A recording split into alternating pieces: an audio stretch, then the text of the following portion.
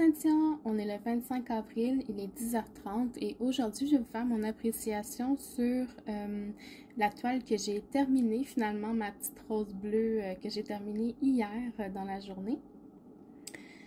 Donc c'est une toile que j'ai achetée sur AliExpress en décembre 2019. Donc je vais quand même vous mettre le lien dans la barre de description, mais l'article n'est plus disponible. Je ne sais pas si un jour il va revenir, c'est pour ça que je vais quand même vous mettre le lien si jamais un jour il revient. Sinon, j'imagine que vous pouvez trouver la photo ailleurs là, sans problème. Donc je l'ai acheté de la boutique Rubos Official Store sur AliExpress en 2019, comme je vous ai dit.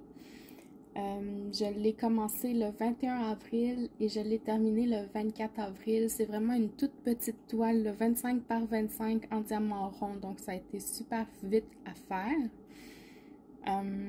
Au niveau de la charte, on avait une feuille de route qui venait avec, puis je la trouve un peu inutile parce que regardez le nombre de couleurs, là, pour tout ce que ça prend sur la feuille, je trouve que c'est un peu du gaspillage, mais bon. Donc l'image c'est ça, c'est une petite fleur bleue avec des gouttes de pluie. Je la trouvais vraiment très très belle. Au niveau des symboles, c'était des lettres et des chiffres, très facile à lire. Aucun problème avec ça. Au niveau des diamants, ils étaient bien taillés, ils étaient bien ronds. Il m'en est resté un petit peu de chacun, mais j'avais pas besoin de tant de diamants que ça. Par contre, le 820, j'en ai manqué là, à peu près 5 ou 6 sur la toile. Donc, si jamais vous débutez dans le diamond painting puis que vous n'avez pas de réserve, ça peut être un problème. Moi, j'en avais par chance, là, mais il m'a manqué d'une couleur. Vraiment pas beaucoup, j'aurais pu la remplacer par d'autres couleurs qui se rapprochaient. Peut-être le 825, ça aurait fait l'affaire, puis il m'en restait assez.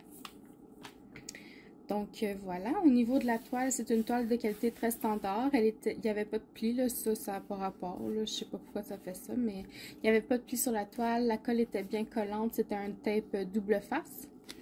Donc je vais vous la montrer sans plus tarder. 1, 2, 3, tadam!